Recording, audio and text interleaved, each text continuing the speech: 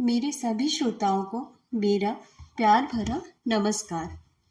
आज मैं आपके लिए लाई हूँ हिंदी के महान साहित्यकार प्रेमचंद्र जी की लिखी हुई एक कहानी जिसका शीर्षक है कानूनी कुमार। प्रेमचंद्र जी की रचनाओं का काल रहा है 1906 से 1936 तक। तो प्रस्तुत है कहानी कानूनी कुमार। मिस्टर कानूनी कुमार एमएलए अपने ऑफिस में समाचार पत्रों, पत्रिकाओं और रिपोर्टों का एक ढेर लिए बैठे हैं। देश की चिंताओं से उनकी देह स्थूल हो गई है। सदैव देश उद्धार की फिक्र में पड़े रहते हैं। सामने पार्क है, उसमें कई लड़के खेल रहे हैं। कुछ पर्दे वाली स्त्रियां भी हैं। फेसिंग के सामने बहुत से भिखमंगे बैठे हैं। एक चाय वाला एक वृक्ष के नीचे चाय बेच रहा है। कानूनी कुमार मन में ही देश की दशा कितनी खराब होती चली जाती है। गवर्नमेंट कुछ नहीं करती, बस दावतें खाना और मौज उड़ाना उनका काम है। पार्क की ओर देखकर यह कोमल कुमार सिगरेट पी रहे हैं। शोक, महाशोक। कोई कुछ नहीं कहता, कोई इसको रोकने की कोशिश भी नहीं करता। तंबाकू कितनी जहरीली चीज है, बालकों को इससे कितनी हानि होती है, यह कोई नहीं जानता। तंबाकू की रिपोर्ट देखकर उफ, रोंगटे खड़े हो जाते हैं। जितने बालक अपराधी होते हैं उनमें 75% सैकड़े सिगरेटबाज होते हैं। बड़ी भयंकर दशा है। हम क्या करें? लाख स्पीचें दो, कोई सुनता ही नहीं। इसको कानून से रोकना चाहिए, नहीं तो अनर्थ हो जाएगा। कागज पर नोट करता है। तंबाकू बहिष्कार बिल पेश करूंगा। काउंसिल खुलते ही यह बिल पेश कर देना चाहिए।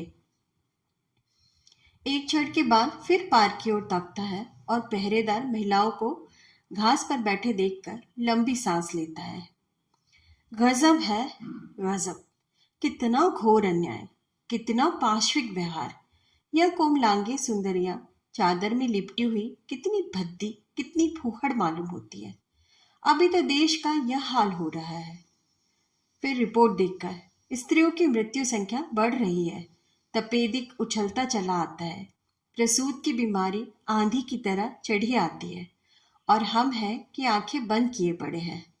बहुत जल्दी ऋषियों की यह भूमि, यह वीर प्रसवनी जननी रसातल को चली जाएगी। इसका कहीं भी निशान ना रहेगा। गवर्नमेंट को क्या फिक्र, लोग कितने पाषाण हो गए हैं। आंखों के सामने यह अत्याचार देखते हैं और जरा भी नहीं चौंकते।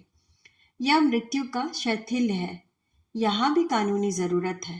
एक ऐसा कानून बनना चाहिए जिससे कोई स्त्री पर्दे में न रह सके। अब समय आ गया है कि इस विषय में सरकार कदम बढ़ावे। कानून की मदद के बगैर कोई सुधार नहीं हो सकता और यहाँ कानूनी मदद की जितनी जरूरत है उतनी और कहाँ हो सकती है। माताओं पर देश का भविष्य अवलंबित है। पर्दा हटाओ बिल पेश होना चाहिए। जानता हूँ बड़ा विरोध होगा, लेकिन गवर्नमेंट को साहस से काम लेना चाहिए। ऐसे नपुंसक विरोधों के भय से उद्धार के कार्य में बाधा नहीं पड़नी चाहिए। कागज पर नोट करता है। यह बिल भी असेंबली के खुलते ही पेश कर देना होगा। बहुत विलंब हो चुका, अब विलंब की गुंजाइश नहीं है, वरना मरीज का अंत हो जाएगा। मसौदा बनाने लगता है। हेतु और उद्देश्य। सहसा एक भिक्षुक सामने आकर पुकारता है, जय हो सरकार की, लक्ष्मी फूले फले। कानूनी, हट जाओ। यू स्वर, कोई काम क्यों नहीं करता? भिक्षुक, बड़ा धर्म होगा सरकार, मारे भूख के आंखों तले अंधेरा। कानूनी, चुप रहो सुअर, हट जाओ सामने से, अभी निकल जाओ, बहुत दूर निकल जाओ। मसौदा छोड़कर फिर आप ही आओ। यह ऋषियों की भूमि आज भिक्षुकों की भूमि हो रही है। जहां देखे वहां रेवड़ के रेवड़ और दल के दल भिखारी। यह गवर्नमेंट की लापरवाही की बरकत है। इंग्लैंड में कोई भिक्षुक भीख नहीं मांग सकता। पुलिस पकड़कर काल कोठरी में बंद कर दे। किसी सभ्य देश में इतने भिखमंगे नहीं है। यह पराधीन गुलाम भारत है, जहां ऐसी बातें इस 20वीं सदी में भी संभव है। उफ, कितनी शक्ति का अपव्यय हो रहा है। रिपोर्ट निकालकर, ओह 50 लाख, 50 लाख आदमी केवल भिक्षा मांगकर गुजर करते हैं। और क्या ठीक है कि संख्या इसकी दुगनी ना हो? यह पेशा लिखाना कौन पसंद करता है? 1 करोड़ से कम भिखारी इस देश में नहीं है। यह तो भिखारियों की बात हुई जो दौड़ दौड़ झोले लिए घूमते हैं। इसके उपरांत टीकाधारी, कोपिनधारी और जटाधारी समुदाय भी तो हैं, जिनकी संख्या कम से कम 2 करोड़ होगी। जिस देश में इतने हरामखोर, मुफ्त का माल उड़ाने वाले, दूसरों की कमाई पर मोटे होने वाले प्राणी हो, उसकी दशा क्यों ना इतनी हीन हो? आश्चर्य यही है कि अब तक यह देश जीवित कैसे है। नोट करता है, एक बिल की सख्त जरूरत है, उसे पेश करना ही चाहिए। नाम हो भिकमंगा बहिष्कार बिल। खूब जूतियां चलेंगी, धर्म के सूत्रधार खूब नाचेंगे, खूब गालियां देंगे, गवर्नमेंट भी कन्नी काटेगी, मगर सुधार का मार्ग तो कंटाकीन है ही। तीनों बिल मेरे ही नाम से हो, फिर देखिए कैसी खलबली मस्ती है। आवाज आती है, चाय गरम, मगर ग्राहकों की संख्या बहुत कम है। कानूनी कुमार का ध्यान चाय वाले की ओर आकर्षित हो जाता है। कानूनी कुमार मन ही मन में, चाय वाले की दुकान पर एक भी ग्राहक नहीं, कैसा मूर्ख देश है। इतनी बलवर्धक वस्तु और कोई ग्राहक नहीं। सभ्य देशों में पानी की जगह चाय पी जाती है। रिपोर्ट देखकर इंग्लैंड में 5 करोड़ पाउंड की चाय जाती है। इंग्लैंड वाले मूर्ख नहीं है, उनका आज संसार पर आधिपत्य है। इसमें चाय का कितना बड़ा भाग है, कौन इसका अनुमान कर सकता है? यहाँ बेचारा चाय वाला खड़ा है और कोई उसके पास नहीं भटकता। चीन वाले चाय पी पी कर स्वाधीन हो गए, मगर हम चाय ना पिएंगे, क्या अक्ल है? गवर्नमेंट का सारा दोष है। कीटों से भरे हुए दूध के लिए इतना शोर मचता है, मगर चाय को कोई नहीं पूछता, जो कीटों से खाली, उत्तेजक और पुष्टिकारक है। सारे देश की मति मारी गई है। नोट करता है, गवर्नमेंट से प्रश्न करना चाहिए। असेंबली खुलते ही प्रश्नों का तांता बांध दूंगा। प्रश्न, क्या गवर्नमेंट बताएगी कि गत 5 सालों में भारतवर्ष में चाय की खपत कितनी बढ़ी है और उसका सर्वसाधारण में प्रचार करने के लिए गवर्नमेंट ने क्या कदम लिए हैं? एक रमणी का प्रवेश, कटे हुए केश, आड़ी मांग, पारसी रेशमी साड़ी, कलाई पर घड़ी, आंखों पर ऐनक, पाँव में ऊंची एड़ी का लेडीज शू, हाथ में एक बटुआ लटकाए हुए, साड़ी में ब्रोच है, गले में मोतियों का हार। कानूनी कुमार हाथ बढ़ाकर, हेलो मिसेस बोस, आप खूब आई, कहिए किधर की सैर हो रही है? आपकी तो आलोक में आपकी कविता बड़ी सुंदर थी, मैं तो पढ़कर मस्त हो गया। इन नन्हे से हृदय में इतने भाव कहाँ से आते हैं? मुझे आश्चर्य होता है। शब्द विन्यास का तो आप रानी है, ऐसे ऐसे चोट करने वाले भाव आपको कैसे सूझ जाते हैं? मिसेस बोस, दिल जलता है तो उसमें आप से आप धुएं के बादल निकलते हैं। जब तक स्त्री समाज पर पुरुषों का अत्याचार रहेगा, ऐसे भावों की कमी न रहेगी। कानूनी कुमार, क्या इधर कोई नई बात हो गई? बोस, रोज ही तो होती रहती है। मेरे लिए डॉक्टर बोस की आज्ञा नहीं कि किसी से मिलने जाऊं या कहीं सैर करने जाऊं। आपकी कैसी गर्मी पड़ी है कि सारा रक्त जल गया, पर मैं पहाड़ों पर न जा सकी। मुझसे यह अत्याचार, यह गुलामी नहीं सही जाती। कानूनी कुमार, डॉक्टर बोस खुद भी तो पहाड़ों पर नहीं गए। बोस, वह ना जाए, उन्हीं धन की हाय हाय पड़ी है। मुझे क्यों अपने साथ लिए मरते हैं? वह क्लब में नहीं जाना चाहते, उनका समय रुपये उगलता है। मुझे क्यों रोकते हैं? वह खद्दर पहने, मुझे क्यों अपनी पसंद के कपड़े पहनने से रोकते हैं? वह अपनी माता और भाइयों की गुलाम बने रहे, मुझे क्यों उनके साथ रो रो कर दिन काटने पर मजबूर करते हैं? मुझसे यह बर्दाश्त नहीं हो सकता। अमेरिका में एक कटु वचन कहने पर संबंध विच्छेद हो जाता है। पुरुष जरा देर घर में आया और स्त्री ने तलाक दिया। वह स्वाधीनता का देश है, वहां लोगों के विचार स्वाधीन है। यह गुलामों का देश है, यहाँ हर एक बात में उसी गुलामी की छाप है। मैं अब डॉक्टर बोस के साथ नहीं रह सकती। नाक को दम आ गया। इसका उत्तरदायित्व उन्हीं लोगों पर है जो समाज के नेता और व्यवस्थापक बनते हैं। अगर आप चाहते हैं कि स्त्रियों को गुलाम बनाकर स्वाधीन हो जाए, तो यह अनहोनी बात है। जब तक तलाक का कानून ना जारी होगा, आपका स्वराज आकाश कुसुम ही रहेगा। डॉक्टर बोस को आप जानते हैं, धर्म में उनकी कितनी श्रद्धा है। खप्त कहिए, मुझे धर्म के नाम से घृणा है। इस धर्म ने स्त्री जाति को पुरुष की दासी बना दिया है। मेरा वश चले तो मैं सारे धर्म की पोथियों को उठाकर परनाले में फेंक दूं। मिसेस एयर का प्रवेश।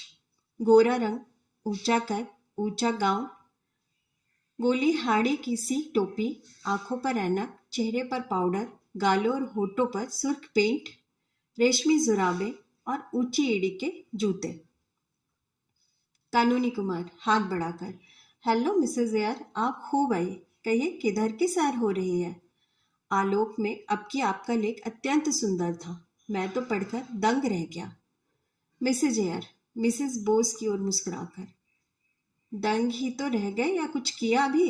हम स्त्रियां अपना कलेजा निकाल कर रख दें, लेकिन पुरुषों का दिल ना पसीजेगा। बोस, सत्य, बिल्कुल सत्य। एयर, मगर इस पुरुष राज का बहुत जल्द अंत हुआ जाता है। स्त्री आप कैद में नहीं रह सकती।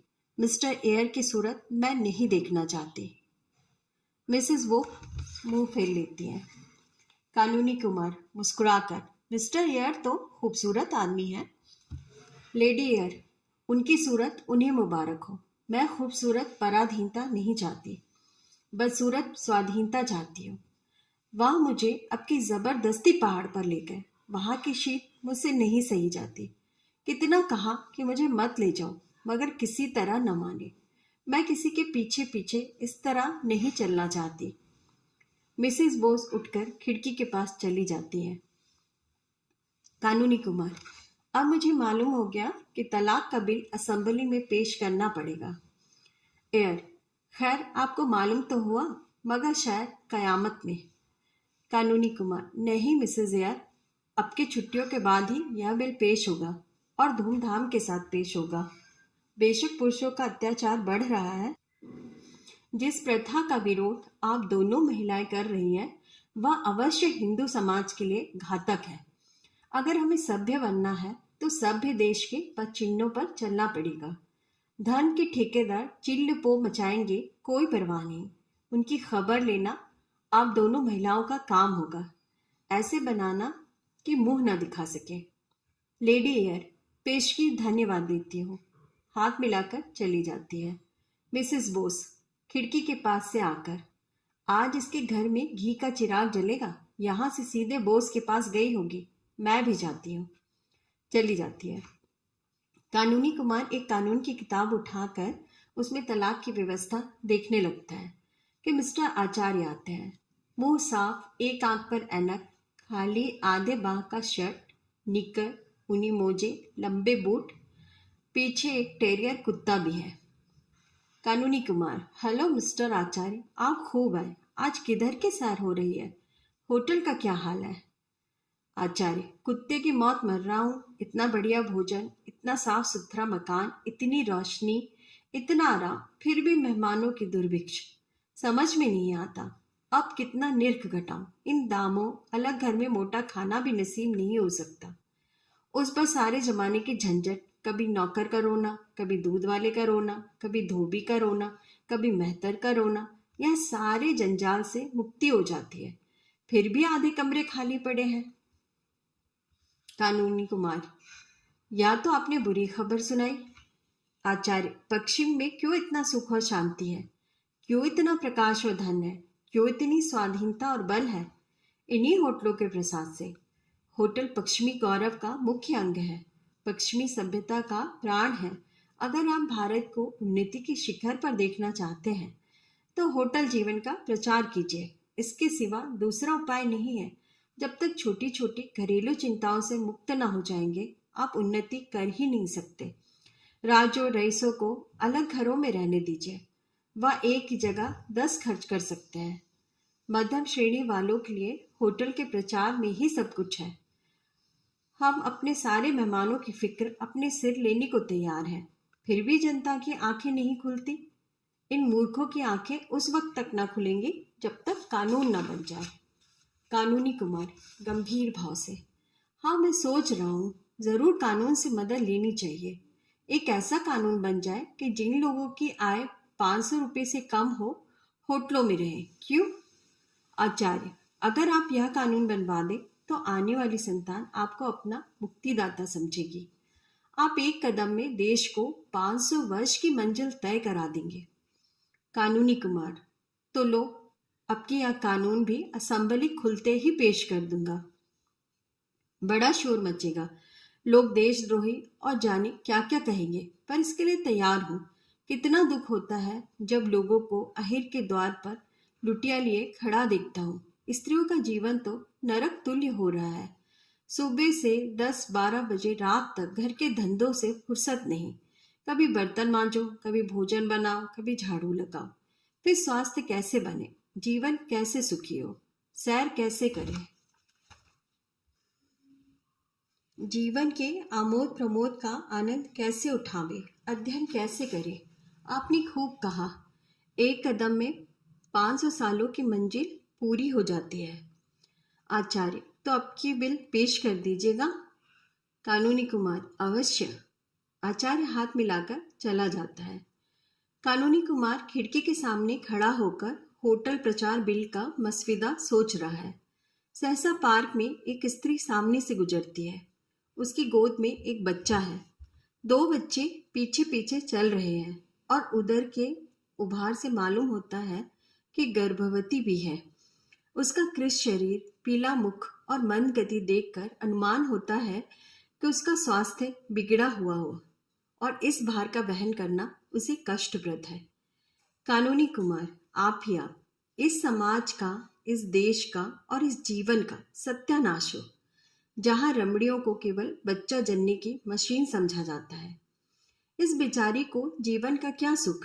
कितनी ही ऐसी बहनें इसी जंजाल में फंसकर 32-35 की अवस्था में, जबकि वास्तव में जीवन को सुखी होना चाहिए, रूढ़ होकर संसार यात्रा समाप्त कर देती है। हाँ भारत, यह विपत्ति तेरे सिर से कब टलेगी? संसार में ऐसे ऐसे पाषाण हृदय मनुष्य पड़े हुए हैं जिन्हें इस दुखियारियों पर जरा भी दया नहीं आती। ऐसे अंधे, ऐसे पाषाण, ऐसे पाखंडी समाज को, जो स्त्री को अपनी वासनाओं की वेदी पर बलिदान करता है, कानून के सिवा और किस विधि से सचेत किया जाए? और कोई उपाय ही नहीं है। नर हत्या का जो दंड है, वही दंड ऐसे मनुष्यों को मिलना चाहिए। मुबारक होगा वह दिन जब भारत में इस नाशनी प्रथा का अंत हो जाएगा। स्त्री का मरण, बच्चों का मरण और जिस समाज का जीवन ऐसी संतानों पर आधारित हो, उसका मरण। ऐसे बदमाशों को क्यों न दंड दिया जाए? कितने अंधे लोग हैं। बेकारी का यह हाल है कि भरपेट किसी को रोटियां नहीं मिलती, बच्चों को दूध स्वप्न में भी नहीं मिलता, और ये अंधे हैं कि बच्चे पर बच्चे पैदा करते जाते हैं। संतान निग्रह बिल की कितनी जरूरत है। इस देश को उतनी और किसी कानून की नहीं। असेंबली खुलते ही यह बिल पेश करूंगा। प्रलय हो जाएगा, यह जानता हूं, पर और उपाय ही क्या है? 2 बच्चों से ज्यादा जिसके हो, उसे कम से कम 5 वर्ष की कैद, उसमें 5 महीने से कम काल कोठरी ना हो। जिसकी आमदनी 100 रुपये से कम हो, उसे संतान उत्पत्ति का अधिकार ही ना हो। मन में बिल के बाद की अवस्था का आनंद लेकर कितना सुखमय जीवन व्यतीत होगा। हाँ, एक दफा यह भी रहे कि एक संतान के बाद कम से कम 7 वर्ष तक दूसरी संतान ना आने पावे। तब इस देश में सुख और संतोष का साम्राज्य होगा। तब स्त्रियों और बच्चों के मुंह पर खून की सुर्खी नजर आएगी। तब मजबूत हाथ पांव और मजबूत दिल और जिगर के पुरुष उत्पन्न होंगे। मिसेस कानूनी कुमार का प्रवेश। कानूनी कुमार जल्दी से रिपोर्टों और पत्रों को समेट लेता है और एक उपन्यास खोलकर बैठ जाता है। मिसेस, क्या कर रहे हो? वही तुम? कानूनी कुमार, उपन्यास पढ़ रहा हूँ। मिसेस, तुम सारी दुनिया के लिए कानून बनाते हो, एक कानून मेरे लिए भी बना दो। इससे देश का जितना बड़ा उपकार होगा, उतना और किसी कानून से ना होगा। तुम्हारा नाम अमर हो जाएगा और घर घर तुम्हारी पूजा होगी। कानूनी कुमार, अगर तुम्हारा ख्याल है कि मैं नाम और यश के लिए देश की सेवा कर रहा हूं, तो मुझे यही कहना पड़ेगा कि तुमने मुझे रत्ती भर भी नहीं समझा। मिसेस, नाम के लिए काम कोई बुरा काम नहीं है। तुम्हें यश की आकांक्षा हो तो मैं उसकी निंदा ना करूंगी, भूल कर भी नहीं। मैं तुम्हें एक ऐसी तदबीर बता दूंगी जिससे तुम्हें इसका इतना यश मिलेगा कि तुम ऊब जाओगे। फूलों की इतनी वर्षा होगी कि तुम उसके नीचे दब जाओगे। गले में इतने हार पड़ेंगे कि तुम गर्दन सीधी ना कर सकोगे। कानूनी कुमार उत्सुकता को छुपाकर, कोई मजाक की बात होगी। देखो मिन्नी, काम करने वाले आदमी के लिए इससे बड़ी दूसरी बाधा नहीं है कि उसके घर वाले उसके काम की निंदा करते हो। मैं तुम्हारे इस व्यवहार से निराश हो जाता हूँ। मिसेस, तालाक का कानून तो बनाने जा रहे हो, अब क्या डर है? कानूनी कुमार, फिर वही मजाक। मैं चाहता हूँ तुम इन प्रश्नों पर गंभीर विचार करो। मिसेस, मैं बहुत गंभीर विचार करती हूँ, सच मानो। मुझे इसका दुख है कि तुम मेरे भावों को नहीं समझते। मैं इस वक्त तुमसे जो बात करने जा रही हूँ उसे मैं देश की उन्नति के लिए आवश्यक ही नहीं, परम आवश्यक समझती हूँ। मुझे इसका पक्का विश्वास है। कानूनी कुमार पूछने की हिम्मत तो नहीं पड़ती, अपनी झेप मिटाने के लिए हंसता है। मिसेस, मैं खुद ही कहने आई हूँ, हमारा वैवाहिक जीवन कितना लज्जास्पद है। तुम खूब जानते हो, रात दिन रगड़ा झगड़ा मचा रहता है। कहीं पुरुष स्त्री पर हाथ साफ कर लेता है, कहीं स्त्री पुरुष की मूछों के बाल नूचती है। हमेशा एक न एक गुल खिला ही रहता है। कहीं एक मुंह फुलाए बैठा है, कहीं दूसरा घर छोड़कर भाग जाने की धमकी दे रहा है। कारण जानते हो क्या? कभी सोचा है? पुरुषों की रसिकता और कृपणता, यही दोनों ऐप मनुष्य के जीवन को नरक तुल्य बनाए हुए हैं। जिधर देखो अशांति है, विद्रोह है, बाधा है। साल में लाखों हत्याएं इन्हीं बुराइयों के कारण हो जाती है। लाखों स्त्रियां पतित हो जाती हैं। पुरुष मद्य सेवन करने लगते हैं। यह बात है या नहीं? कानूनी कुमार, बहुत सी बुराइयां ऐसी हैं जिन्हें कानून नहीं रोक सकता। मिसेज कह कहा मारकर, अच्छा, क्या आप भी कानून की अक्षमता स्वीकार करते हैं? मैं यह न समझती थी। मैं तो कानून को ईश्वर से ज्यादा सर्वव्यापी सर्वशक्तिमान समझती हूँ। कानूनी कुमार, फिर तुमने मजाक शुरू किया? मिसेस, अच्छा, लो कान पकड़ती हूँ, अब न हंसूंगी। मैंने उन बुराइयों को रोकने के लिए एक कानून सोचा है। उसका नाम होगा दंपति सुख शांति बिल। उसकी दो मुख्य धाराएं होंगी और कानूनी बारीकियां तुम ठीक कर लेना। एक धारा होगी कि पुरुष अपनी आमदनी का आधा बिना कान पूछ हिलाए स्त्री को दे दे। अगर ना दे तो 5 साल कठिन कारावास और 5 महीने काल कोठरी। दूसरी धारा होगी 15 से 50 तक के पुरुष घर से बाहर ना निकलने पावे। अगर कोई निकले तो 10 साल कारावास और 10 महीने काल कोठरी। बोलो, मंजूर है? कानूनी कुमार गंभीर होकर, असंभव, तुम प्रकृति को पलट देना चाहती हो। कोई पुरुष घर में कैदी बनकर रहना स्वीकार न करेगा। मिसेज, वह करेगा और उसका बाप भी करेगा। पुलिस डंडे के जोर से कराएगी। ना करेगा तो चक्की पीसनी पड़ेगी। करेगा कैसे नहीं? अपनी स्त्री को घर की मुर्गी समझना और दूसरे की स्त्रियों के पीछे दौड़ना क्या खाला जी का घर है? तुम अभी इस कानून को अस्वाभाविक समझते हो। मत घबराओ, स्त्रियों को अधिकार होने दो। या पहला कानून ना बन जावे तो कहना कि कोई कहता था। स्त्री एक एक पैसे के लिए तरसे और आप गुलछर्रे उड़ाए।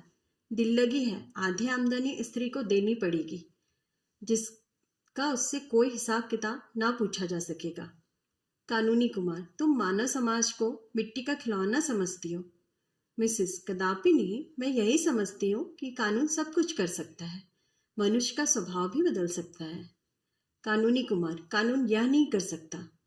मिसेज, कर सकता है। कानून नहीं कर सकता। मिसेज, कर सकता है। अगर वह जबरदस्ती लड़कों को स्कूल भेज सकता है, अगर वह जबरदस्ती विवाह की उम्र नियत कर सकता है, अगर वह जबरदस्ती बच्चों को टीका लगवा सकता है, तो वह जबरदस्ती पुरुषों को घर में भी बंद कर सकता है। उसकी आमदनी का आधा हिस्सा स्त्रियों को भी दिला सकता है। तुम कहोगे पुरुषों को कष्ट होगा। जबरदस्ती जो काम कराया जाता है उसमें करने वाले को कष्ट होता ही है। तुम उस कष्ट का अनुभव नहीं करते, इसलिए वह तुम्हें नहीं अखरता। मैं यह नहीं कहती कि सुधार जरूरी नहीं है। मैं भी शिक्षा का प्रचार करती हूँ। मैं भी बाल विवाह बंद करना चाहती हूँ। मैं भी चाहती हूँ कि बीमारियां ना फैले, लेकिन कानून बनाकर जबरदस्ती या सुधार नहीं करना चाहती। लोगों में शिक्षा और जागृति फैलाओ, जिसमें कानूनी भय के बगैर वह सुधार हो जाए। आपसी कुर्सी तो छोड़ी जाती नहीं, घर से निकला जाता नहीं। शहरों की विलासिता को एक दिन के लिए भी त्याग नहीं सकते और सुधार करने चले हैं आप देश का। इस तरह सुधार ना होगा। हाँ, पराधीनता की बेड़ी और भी कठोर हो जाएगी। मिसेस कुमार चली जाती है और कानूनी कुमार अव्यवस्थित चित्त सा कमरे में टहलने लगता है। आप सबका कहानी सुनने के लिए बहुत बहुत धन्यवाद।